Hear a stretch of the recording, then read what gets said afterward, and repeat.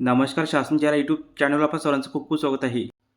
तर आताच्या घडीची सर्वात मोठी ब्रेकिंग न्यूज म्हणजे अखेर राज्य सरकारी कर्मचाऱ्यांना मिळणार 3 महिन्याची थकबाकी. शासन निर्णय निर्गमित. त्या संदर्भात एपिसोडच्या माध्यमातून संपूर्ण अपडेट सविस्तरपणे पाहूया.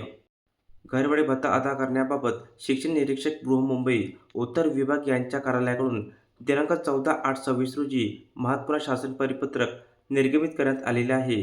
सदर परिपत्रकानुसार नमूद करण्यात आले आहे की राज्यातील अनुदानित शाळेतील कर्मचाऱ्यांना माहे जुलै 21 ते डिसेंबर 21 या 3 महिन्याच्या कालावधीतील घरभाडे फरकाची रक्कम अदा करण्याचे निर्देश प्राप्त झाले आहे.